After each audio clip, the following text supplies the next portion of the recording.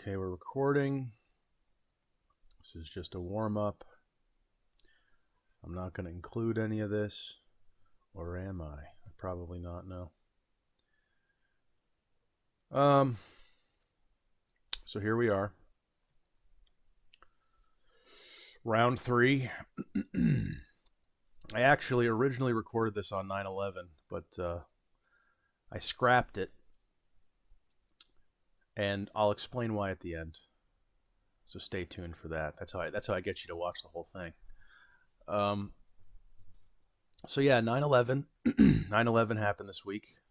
Well, no, the anniversary of 9/11 was this week, and the day before that, I believe it was the 10th, right? Charlie Kirk got killed. You could argue assassinated. It was probably, no matter who did it and for what reason, it was a politically motivated killing, so it's an assassination. And I wasn't really a fan of Charlie Kirk. I hate to even say that because it sounds like petty to even say that right now, but he wasn't really my brand of right-wing pundit. But, I didn't hate the guy.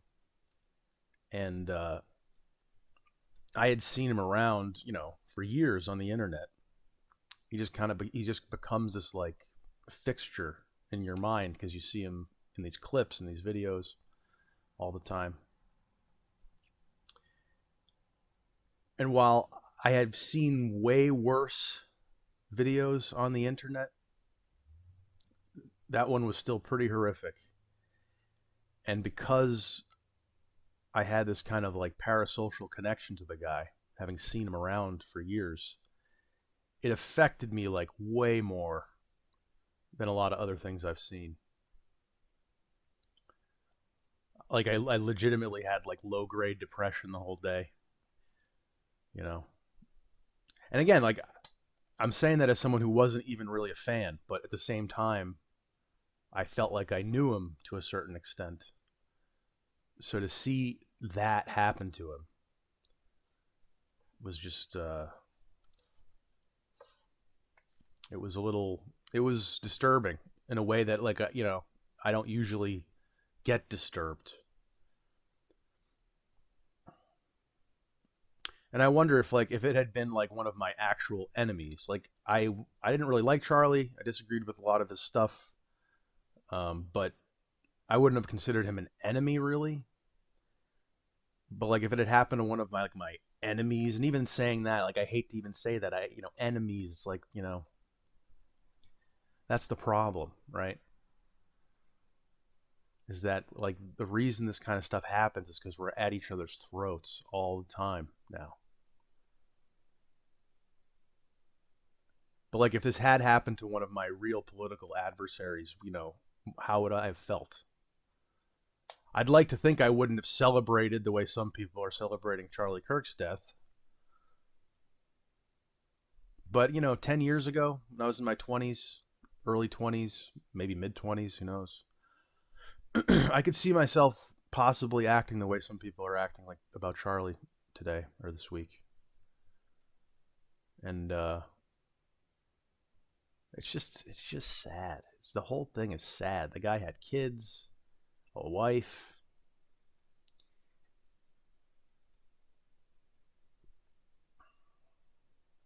And what worries me is what's going to come out of this, right? Like what happens now? Now the right is like in a super frenzy talking about civil war. And by the way, if you're talking about civil war, shut the fuck up.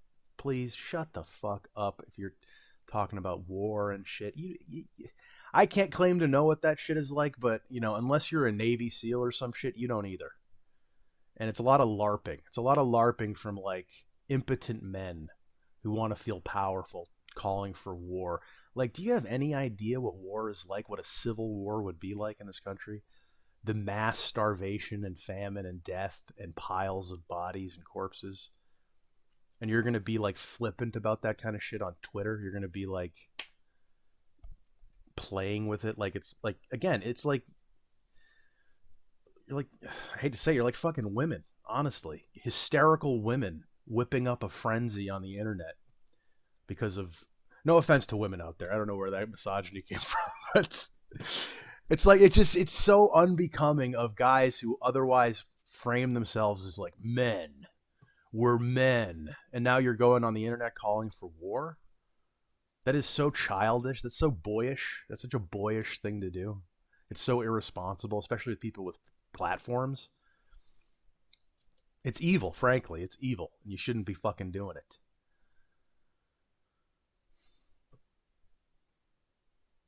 You know, very few of us have ever been involved in war, and none of us have been involved in a civil war, which are some of the most brutal wars that humans can perpetrate.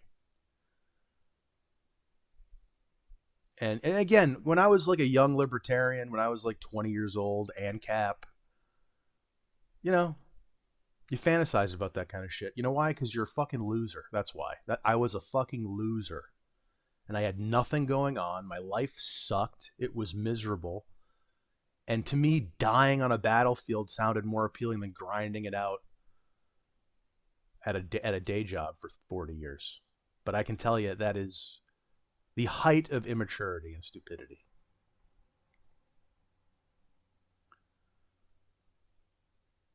And like if I can convey one thing to people listening to this, if anyone out there gives any amount of shits about what I have to say on it, is do not let your emotions lead you. That is exactly what people who do this kind of shit are banking on. Whether it was a lone leftist gunman nut or whatever, whether it was a state actor, whatever, whoever did it is banking on you reacting in an emotional way. Doing something stupid, being distracted from things that are going on in the world, diverting your attention away from things that were just in the news like a week or two ago and everyone cared about, but now all of a sudden we only care about this. So be kind. Don't become an animal because of a political assassination. Don't surrender your mind to the mob and the media, frankly. Because that's how these kinds of things happen, is when people stop thinking and start feeling and start going on feelings. That's when murders happen. That's when genocides happen. That's when wars, unnecessary wars, that's when wars happen because, you know, depending on the aggressive side anyway. Although, to be fair, a lot of war is realpolitik, resource struggles and stuff. I'm not one of these people who thinks war is just evil people being evil. I think a lot of times it's kind of the unfortunate nature of human competition. It kind of is an inevitability sometimes, but I'm just worried about the future of this country, man, because, like, you know, for me, I'm sure it's been going on a lot longer than Gamergate and Trump's election, but that's like kind of the context that I come from. That's my perspective. That's my vantage point. And it just seems like ever since, for me, it started with Gamergate, and then Trump got elected, and then all through Trump's election or presidency, and then COVID, George Floyd, BLM, all that stuff. It's just been like a series of high-strung, emotionally charged events that with each one, people get more and more polarized and sorted onto sides. And this one was huge. This was a huge event. It was a public figure who was brutally murdered, and millions of people saw it happen, saw the actual murder itself from relatively close range. And I'm just really worried. I'm really worried that something bad's going to happen on a much larger scale. And the thing about these kinds of events is, like, like I said, you can never give up your ability to think rationally and independently because it feels good, and because you have a bunch of people around you doing the same thing, so it feels like it's the right thing to do. Because again, it's like when you're operating from that emotional state, you are highly suggestible and manipulatable. Let's assume for a second that it was just some lone leftist gunman nut job. And the right is justifiably angry at that and at the left for it, especially after they were all cheering his death and stuff. Trust me, it's disgusting. I get it. Well, what if you were in the government, in the deep state, wherever you want to call it, and you wanted to implement more curtailings of our rights? Censorship bills, surveillance bills. Well, in recent history, the right wing has been the only side of the political spectrum that's been doing any kind of pushback against that kind of state overreach. And now, the deep state, or whatever you want to call it, the censors, the surveillors, they have just been handed a gift. Because now, the only side that was kind of at all pushing back against this kind of overreach, now they're all building databases to cancel people, to blow people's shit up, just like the left was doing during BLM. Now we're doing it with Charlie Kirk. And again, I get it. Fuck them. They did it to themselves. They brought it on themselves. They acted this way for a decade plus. Very little sympathy for the left, but if you're not going to have sympathy for them, which I totally get, have sympathy for yourself. Have sympathy for the average guy out there who isn't particularly political. And try not to compromise on your principles. Again, I'm not shedding a tear for these people getting doxxed for this. I'm really not. But I can just see it turning into something a lot more extreme. And being, specifically and more importantly, being used and exploited by people with power and influence to direct events where they want it to go. Do you notice how now we're not talking about, a lot of things that were in the news and really important? Now we're not talking about those things anymore. We're just talking about Charlie Kirk. That's convenient for people who wanted those things to go away, isn't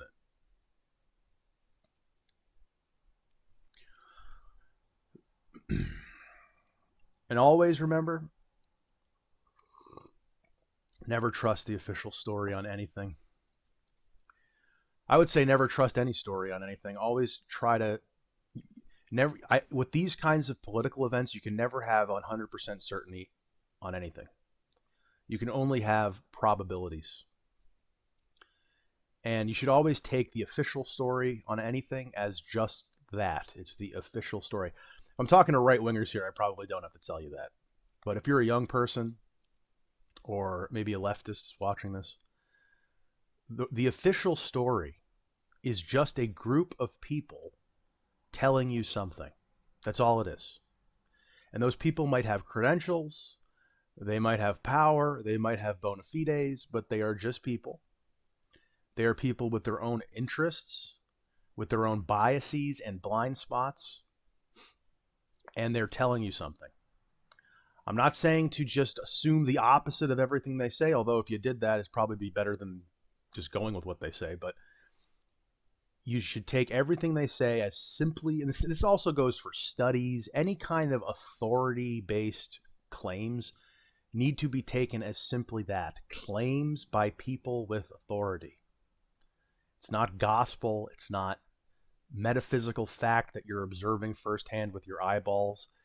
It is a group of people saying something. And when it comes to high-profile political events like assassinations or terrorist attacks or what have you, there are a billion groups, individuals in all different corners of the world and on all sides of the political spectrum with an interest in managing the reaction to that event. So whenever you see something like this happen, you should assume, because it's actually happening, that you are being propagandized about it constantly. And when you know that, when you understand that that's what's happening, you can, I think it helps your discernment. It helps your ability to kind of keep your head and not let your emotions lead, and not let people with, what do they call them? What are those things called? What are those called? You talk into them, loud, not loudspeaker, blowhorn. What are those called? You know what I'm talking? I can't think of what they're called now. What the hell is this? I'm an idiot. What are those? I forget what those are. You know what I'm talking about. You know what I'm talking about. Don't let yourself get taken over by those people. Keep your head on a swivel. Keep your head. Keep your independent thought and intellect intact. And recognize that you are a piece on a chessboard. All of us, every single person watching this, especially in today's age of mass media, the internet and social media, we are all pieces on a chessboard being moved around. I am, and I don't even know it. I don't even know by whom. Like, we all are. And the best thing you can do, I think, is to recognize that fact, to keep your head, keep your independent mind, and keep your bullshit detector on high alert, because we live in an age of deception and covert war, clandestine operations, and civilization cannot afford dumb proles. A free society cannot afford a stupid population. So that's all I'm going to say on that Charlie Kirk thing. It's sad. I feel bad. I feel bad for his kids, his wife. You know, I even feel bad for the left. You know what? I'm going to say something unpopular here. The left, these people, these teachers, these school teachers cheering on his death, these bitches are miserable. Their life sucks. No one who has a good life is acting this way. No one who's happy is acting this way. And I hate this application. I can't minimize it or it closes. I fucking hate this thing. Sorry. These people are miserable.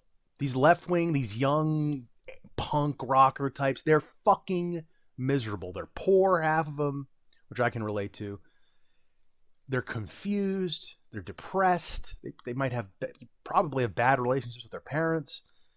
And this vile behavior that you see from them is a reaction to all the pain that they've been dealing with for their entire lives. And I know you don't want to have compassion for people like this in moments like this, but I think it's really important because it prevents you from becoming like them. Because, you know, it's very seductive right now to just go full fash and just be like, the time for talk is over. These cocksuckers must pay.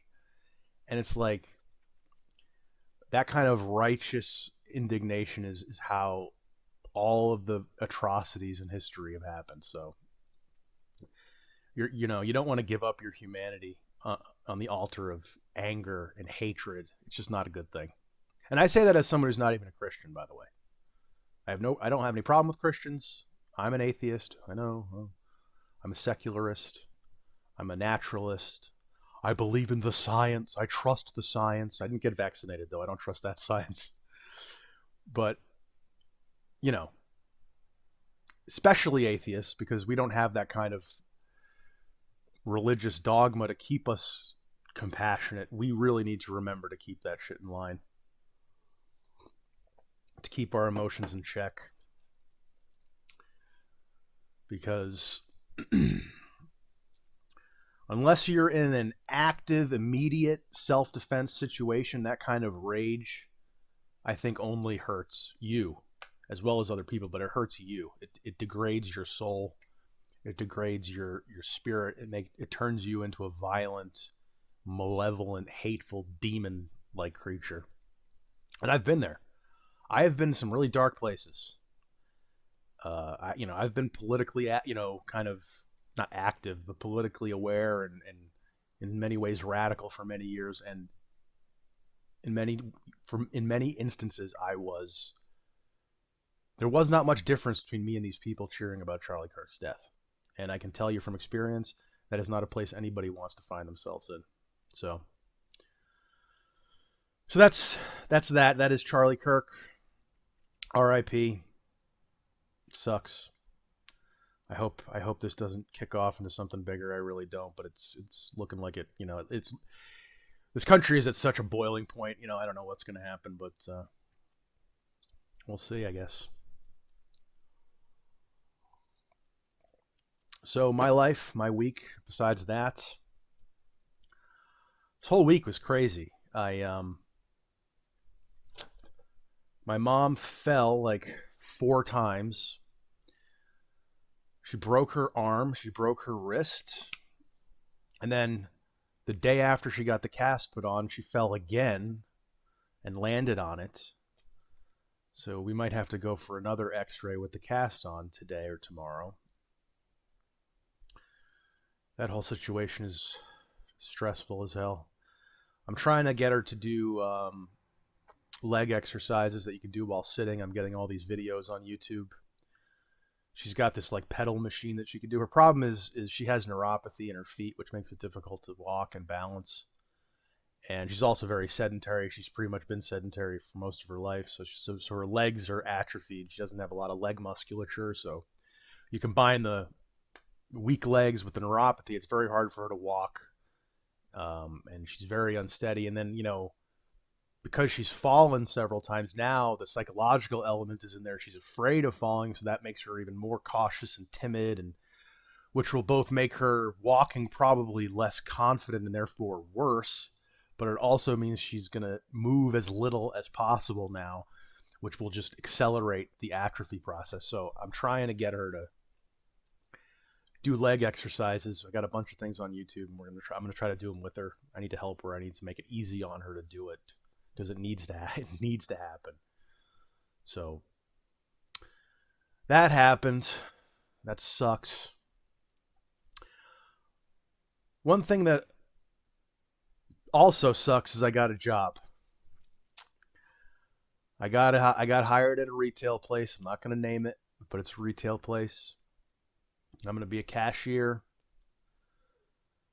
My first day is supposed to be next Wednesday, but it's kind of tentative. I still haven't had an orientation scheduled. I assume I actually have this job because I applied. I went for the interview. I got hired. I got my onboarding package. So I assume this isn't like the last one that was a fantasy, but I still haven't had the orientation date given to me yet. So I'm wondering when that's going to happen. I did do the background check. That all went well. So starting next week, I should be working a job. Yay. So excited. I'm so excited. $16 an hour sucks ass, but it is what it is. 30-minute drive away for $16 an hour.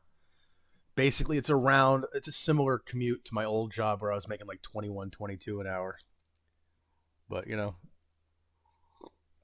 I'm not going to, stick to this job forever. I'll keep looking for something better, something that pays better, something closer, hopefully both. We'll see what happens with that. It's funny, like when I got this job, like it's a retail job, right? So it's like, they'll hire anybody. It's retail. And the application process was like super convoluted and complex. And I had to jump through all kinds of hoops just to apply, just to submit my application, have somebody look at it. And I was like, this is ridiculous. This is retail. Why am I doing all this crap to get a retail job? And then I go for the interview, and it wasn't even an interview. She basically just told me what I would be doing. Like there was no interview. It was just, oh hey, you're you. Okay, you're hired. Well, this is what you'll be doing. And it's like, yeah, this makes sense. This is what I expected the whole process to be like. It's freaking retail. You know, I don't have a bunch of tattoos. I don't have track marks on my arms. My eyes aren't bloodshot. You know, just give me the job. So I just thought that was funny how the difference between and that's the thing, like the application is corporate, the interview is local, right? And that's the difference. I just thought that was funny.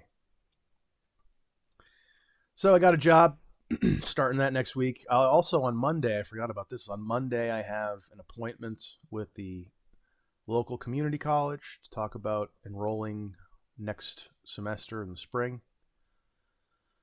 I have no idea what I'm doing. It's been so long since I went to school. I don't know how any of the process works at all. So I need to talk to someone at the admissions. I don't know if it's enrollment or admissions. I don't know.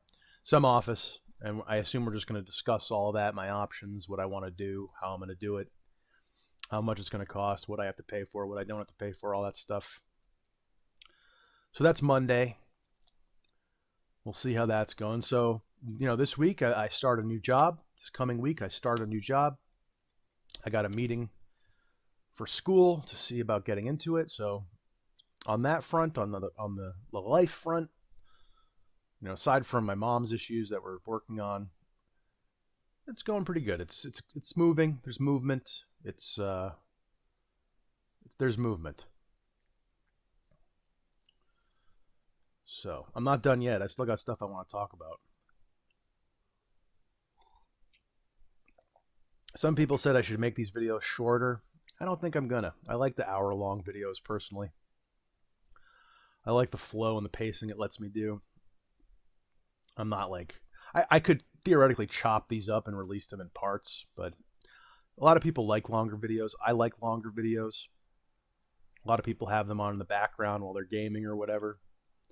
And, I and many people on YouTube, we love when we open a video and we see 55 minutes, an hour and 35 minutes, because then you can just put it on and chill, and you don't have to constantly be bouncing around things. So I'm going to keep them this length. Who knows? Maybe occasionally I'll do shorter ones if they warrant the short runtime, but I think I'm going to stick to this kind of eclectic kind of podcast format where I just kind of talk for an hour.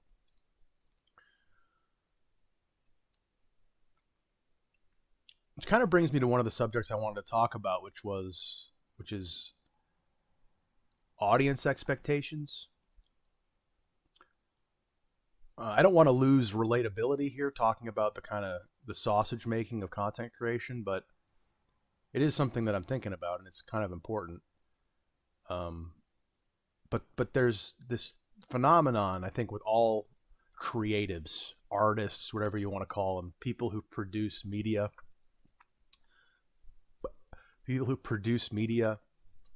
for consumption by other people, usually in a mass format. It could be an author, actor, whatever, comedian, whatever. And there's always, I feel like, there's a tension between the creator and the audience, the creator and the consumer, where the consumer has certain expectations and preferences and tastes, and they want, obviously, this makes sense, they want the creator to conform to them as the consumer. They want the like people saying make these videos shorter, people saying get a haircut. There's elements of the work that they don't like or they wish was different, were different. And it's kind of I think in kind of a perennial issue or problem or struggle that the creatives have, where how much are they willing to, if at all, compromise on what they're doing to serve their audience? Because without an audience, we wouldn't be doing this at all. So obviously they should be taken into consideration. But at the same time, the stuff that you're making comes from you. And like that viral video I did where all of you came from, had zero audience expectations built into it. It was just me doing my thing. Against my better judgment too, because I knew that it could potentially split audiences, but I didn't care. I wanted to just kind of do my thing. And that mindset of doing my thing is what got all of you people to start watching me. So now that I have people watching me, I have a lot of people to please. And you know, like the concept of splitting this channel, for example. A lot of people told me not to do gaming content anymore. Or if I do gaming content, to make a second channel for it. And there is a certain rationale to that, because if you have an eclectic channel with different kinds of content, different niches being served, it splits your audience. That part of your audience is only watching this stuff, part of your audience is only watching that stuff, or your audience is only watching this stuff and no one's watching this other stuff that you're doing. And so you put stuff out there that doesn't get as much engagement as other stuff. So, which then confuses the algorithm. It doesn't know what you're about. It doesn't know who you're serving your content to. And it can hurt your reach and your growth as a channel by not focusing on a single niche or closely related niches. So I understand that. I understand the reasoning behind that. And who knows, maybe I will split the channels at some point if I feel like it, if I deem it necessary, if I deem it worth it. But right now, I'm not going to do that. I'm not going to split my channel. My intention from the very beginning of doing this whole YouTube thing at all was I wanted, and this is going to sound arrogant. It's going to sound arrogant, but I wanted the niche to be me. If that makes sense. I didn't want to be the RTS guy, be the ARPG guy, be the FPS guy. I just wanted to be me. I just wanted to be Snooks. I just wanted to be the guy that people just like listening to and hanging out with or whatever, right? And that's still my vision for this channel. That's still my intentions for this channel. And, you know, it'll probably hurt this channel. It'll probably hurt the growth of this channel. I'll probably lose a lot of people. I probably won't acquire as many new people. I won't get as many views. But I'm hoping that over time, if I take a hit in the short term, that if I just stick with it and I get better at what I'm doing, I produce more frequently, higher quality stuff, I start to kind of figure out what I'm doing better, that over time, that dip will hopefully I'll start to recover from, and maybe we can get to where I want to be, which is just kind of like Asmongold's a good example. Asmongold does political stuff. He does gaming stuff. He could really do anything because he's Asmongold. And I know I keep bringing up Asmongold. It's just because he's kind of a model for me in a way, because he kind of represents what I kind of want to do, which is just be a talking head who streams video games occasionally. You know, like, so yeah. I lost my train of thought there. I don't know. I started talking about Asmongold and got insecure, and now I don't know what I was saying.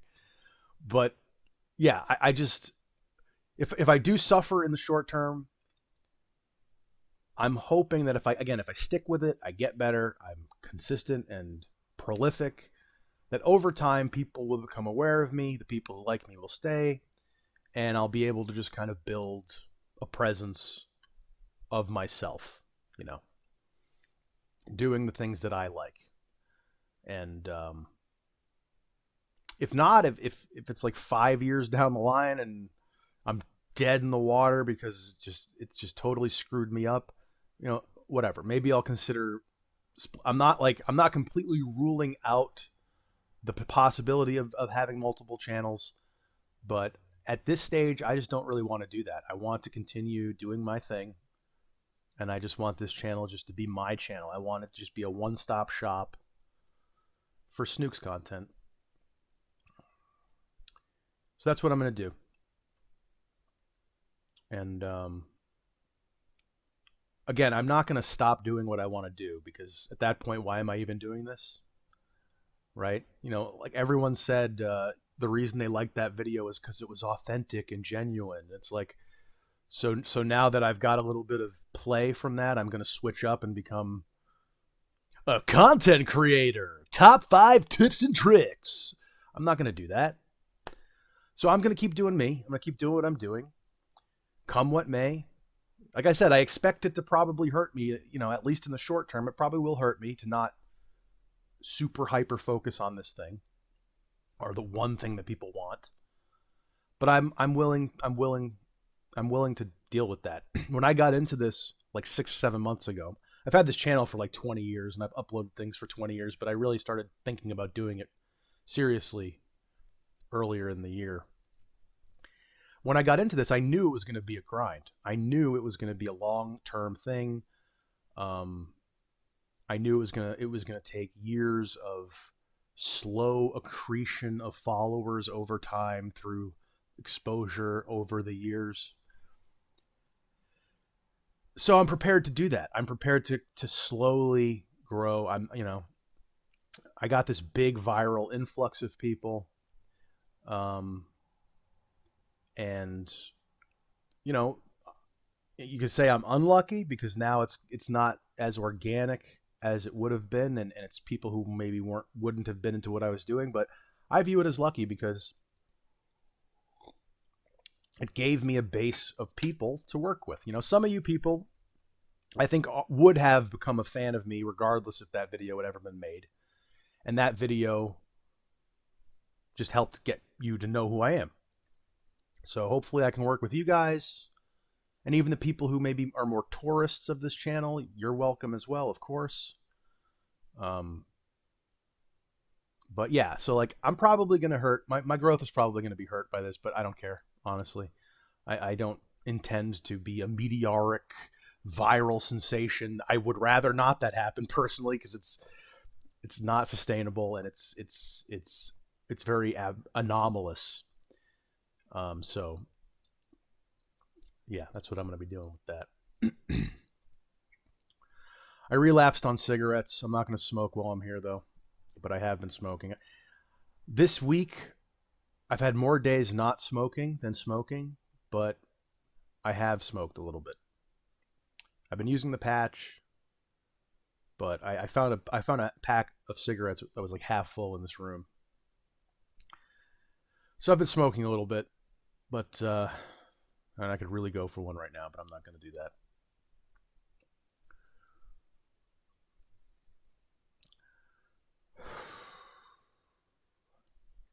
One of the interesting things that I've learned in these last 2 weeks of this whole viral thing and content creation is the parasocial relationships. Because I've just had really weird experiences where like a lot of these comments are super positive to the point of almost feeling like infatuated. Like they're saying things that's like, slow your roll, brother. You know, it's like you seem like you're a little too excited in a way. And I think there is something to this, that it is kind of an emotional like infatuation kind of thing, because I've had people comment on that viral video who were introduced to me through that viral video saying like a lot of really positive, borderline bubbly things. Multiple comments by the same person. Super supportive and positive. And then on the next video I did after that, these same people are commenting with the most bitter venom of any of the comments. because I didn't do the follow-up in a way they wanted me to. And this gets back to the audience expectations thing, but it dovetails with the parasocial thing. Because they perceived it as lazy, what I was doing, because I said I wouldn't be doing 3 things a week, I'd be doing 1 a week, maybe 2 a week, or 3 things a day, some of these people were saying. I'd be doing 1 or 2 a week, maybe. And because it wasn't, let's be real, that second video was nowhere near as good as the first one, and neither was this one. I mean, the first video was not a fluke, it was an anomaly. I was having a friggin' midlife crisis, a mental breakdown, right? So that kind of energy is just not sustainable. It's because it's not normal. It's an abnormal situation I was in. So I think because that second video was a little bit more rambly, less focused, and I was nervous, and because it wasn't super structured like this isn't structured, I'm just talking. Like that's what I want to do, is just talk. I think because I didn't take it more seriously, as seriously as they thought I should have, which is 4 videos a week, you know, super produced or you know, like focused and scripted and all that. People who were previously like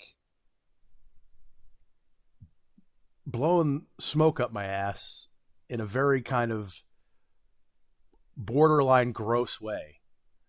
If you don't know what that means, it means it means complimentary. It means brown nosing, sucking up kind of thing. Those same people then became like the worst haters, the most biting haters. And I think that comes from this parasocial thing where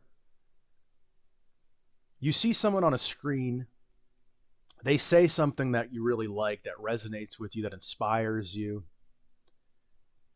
And because they're not a flesh and blood human being that you're interacting with face to face, and you only see them for that brief 55-minute window, and then you don't see them again for like a week, it creates this, and because it's one-sided, I'm not really, other than the comments, I'm not really interacting with you. You're just kind of consuming my image and voice.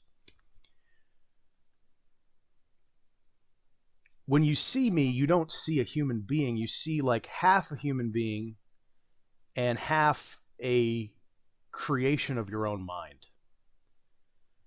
And because you had a strong emotional reaction to my words, you get attached to me, but you don't really know who I am.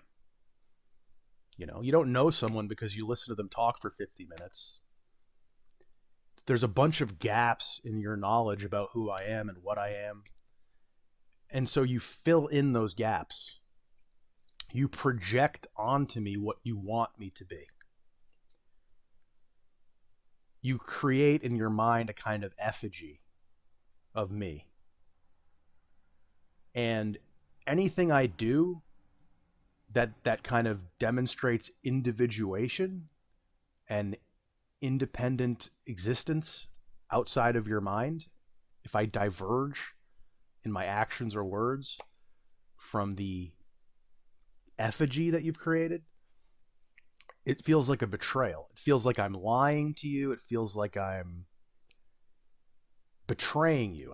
I'm deceiving you because you thought I was this way, even though you didn't really know me at all, right? You thought I was this way, and then I do this thing. You're like, what the fuck? I thought you were this way. What are you doing this for? You're supposed to do this. And it feels like you're being betrayed. And I've had this experience. I have had this experience with content creators. I've had this experience with Asmongold, to bring it back to Asmongold, you know? And it often happens, I think, with younger people and when you are first exposed to somebody. When you're first exposed to somebody, it's kind of like a borderline personality relationship. It's like you become infatuated. They're new, they're fresh. They offer you a perspective or some kind of value that you're not getting other places. And so you become infatuated with them. And then, like in the case of Asmongold, he'll say something politically I don't like.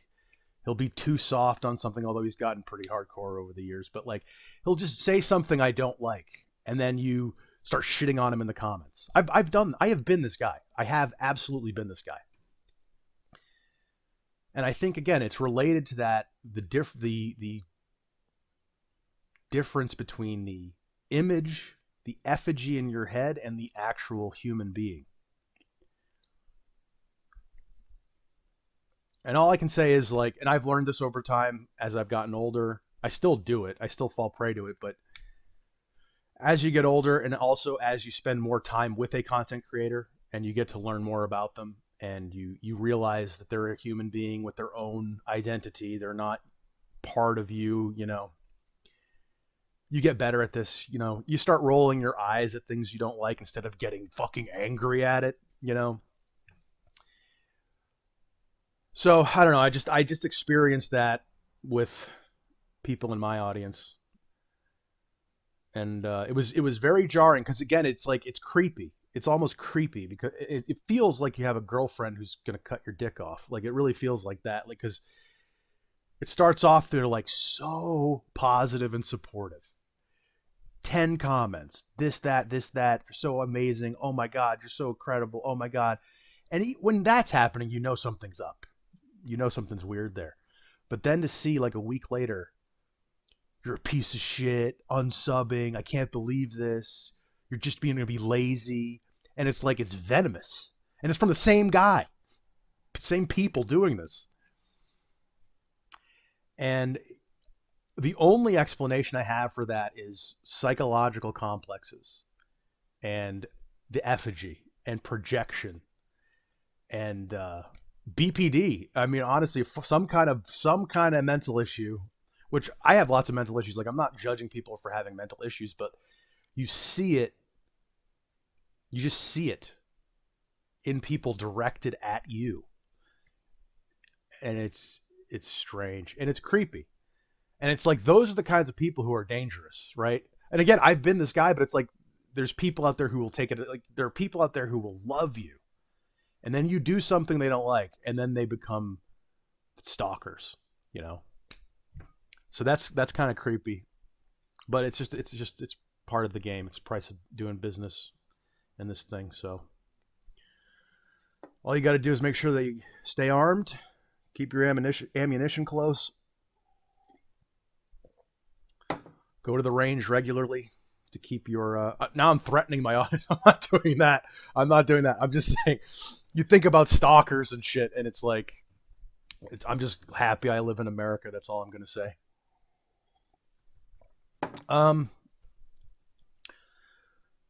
So yeah, what have we talked about here? Let's check my notes here. I do have notes. I do have notes here to kind of keep myself. I've seen probably 20 comments saying I sound like Patrick Bateman or Christian Bale. I don't get that at all. I do not get that at all.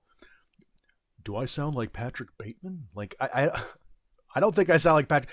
I kind of like that people are saying he's literally me. Like, I kind of like that people are saying that, because, I mean, you know, Patrick Bateman's kind of cool, I guess. You know, he's a meme character. But I just don't see it. I just do not at all see how I sound like Patrick Bateman. I don't get that at all. And I know a lot of people are listening going like, that doesn't make any sense. I'm telling you, there are like tons of people saying it in the comments. Even more people in the comments saying I'm like Pirate Software. Pirate Software if he was nice. Pirate Software if he was humble. Pirate Software if he was self-aware. One guy called me Punished Software. I thought that was funny. That was good. But no, I'm annoyed. Stop calling me Pirate Software. I don't want to be compared to that guy. From now on, if anyone calls me Pirate Software, I'm just going to ban you. I'm going to ban you, and I'm going to report you to the FBI. Okay? And if you keep doing it, I'm just going to leave. I'm just going to run for the hills. Last thing you'll see of me is a little speck on the horizon. You'll never see me again. No, I'm just kidding. Actually, I got to come clean, guys. I am Pirate Software. This is just an attempt at rebranding after the whole controversy. No. But seriously, pirate software, I get it. I mean, I guess the glasses, the brown hair, where he kind of looks like he could be like Portuguese or something. I'm half Portuguese. We kind of have similar phenotypes. I don't think I sound like pirate software. Pirate software talks like this. I don't think my voice is like that at all. But the Patrick Bateman thing is just anathema to me. I do not understand it at all. Speaking of voice, actually, I'm going to end on this. I said at the beginning that I originally recorded this on September 11th, but I scrapped it. And the reason I did that is because of my voice. As I was recording that on the 11th, I knew something was off. I couldn't really place my finger on it, but something felt off. And then when I was done recording it, I listened back to it. And I noticed that my voice was very different from how it was on the first two videos. And I think this one as well. And the way I could describe it is it's tight and up here. It's like your diaphragm is tight and it's like up in here. So it creates like a kind of a softer, kind of weaker, higher pitched kind of effete thing. And I realized why that was the case. Because I've had this experience in the past. And I think, I'm not a scientist here, I'm just a guy doing some observations. I think the reason my voice was that kind of is because I had been, and this is going to be gross, hide the kids here, hide the kids. This is 18 plus conversation here.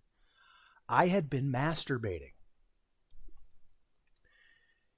For the last 2 to 3 weeks leading up to that viral video, and in the week immediately following it, where I was just consumed by the response to that viral video and preparing to record the second, I was so busy and stressed out and distracted by life and everything going on that I hadn't really been fapping. And I think as a result of that, my voice was a little bit deeper and my energy was a little bit more relaxed and arguably libidinous. And I think, and then after that 2 to 3 week period ended,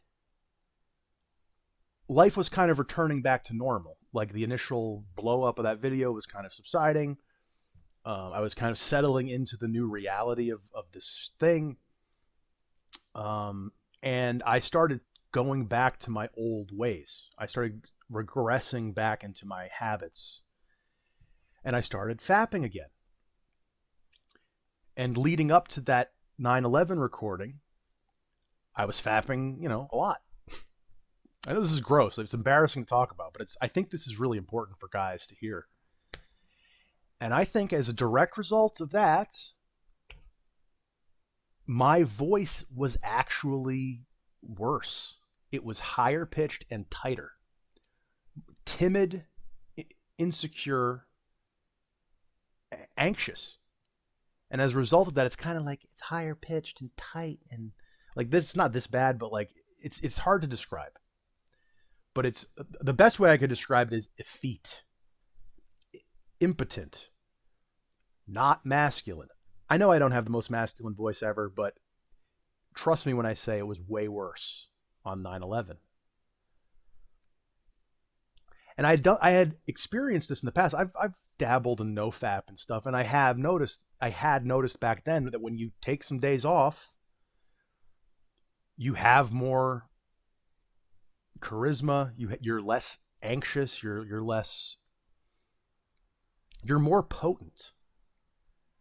You have more libido, and as a result, charisma and ability to like project your voice, right? And again, I'm not saying my voice is some crazy thing right now. I'm just saying it's way better than it was 2 days ago.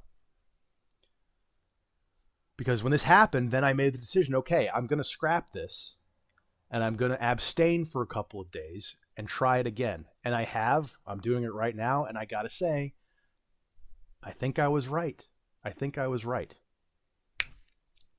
And I find that absolutely fascinating. Isn't that interesting? That fapping can completely screw up your energy, your whole demeanor. And I don't know if it's hormonal. There probably is some hormonal thing going on, like testosterone, prolactin. I don't fucking know. But I think it's also just like, it's vibes based. It's like, it's not just hormones, but it's also like psychology. It's like the hormones might be a primary cause, but it's like what the hormones do is relax you. They make you more centered, right? And when you are fapping all the time, you're just out of balance. You're out of whack. And it affects your demeanor and your speech. And imagine what if you took a year off of that shit? What if you just stopped doing it altogether? What kind of changes could happen to a person in a year, right?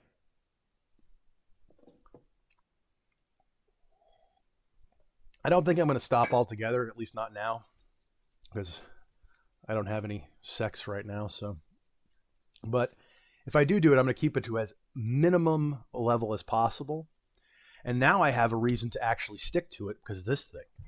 Because, now I'll be thinking, oh, I want to do that. And then it's like, do you want to sound like a bitch in your next recording? Because that's what's going to happen. Do you want to have to postpone your next recording 3 days so that you can recover your shit? Because that's what's going to happen. And I think that's one of the great things about this whole content creation thing is it's like you're all my sponsors. You're all my accountability buddies, right? You're going to keep me honest and force me to like not do these things that reduce my spirit, that reduce my humanity. Because if I'm doing those things and I'm reducing my humanity, I'm going to create shittier content. And I don't want to do that. So I know that was a little weird. That was a little strange, a little gross, but I think a lot of guys out there, a lot of 35-year-old losers out there, you're probably gooners. Let's be real. It's very common nowadays, but never goon. Never goon. It's the most evil shit, self-destructive shit. And I think I've had a little bit of an experience here with this content stuff that's making me really consider. It's showing it to me in like stark relief. Like I had the 9/11 recording, and then I had the previous two, and I had them side by side, and it was like night and day. So I'm going to use that as motivation to stay on this streak, this trend, whatever you want to call it. And I think you guys should try it too. If there are any gooners out there, take 3 days off. 3 days. Just take 3 days off. I would say do an experiment. Let's say you're gooning today. Let's say today is day 0. You start tomorrow. Go to a drive-thru or something, hopefully with a girl that's behind it, and order something and observe yourself and how you sound and talk. Then wait 3 days, no fap for 3 days, do the same thing, and compare the difference between you when you were gooning and you when you're abstinent. And I will be very surprised if you do not notice a significant change in your whole vibe. So never goon, stop touching your penis, wait for marriage. Sexual morality is one of the most important things, I think. I say that as an atheist. I truly believe sexual morality is important. Self-control. I think hedonism is crazy destructive. And when you had the element of sexuality to it, it's all kinds of fucked up. So That's it, I guess. Never goon. R.I.P. Charlie. I probably forgot a bunch of shit, but at this point, I think it's over. I think we're done. Thank you for watching. I will see you in the next one.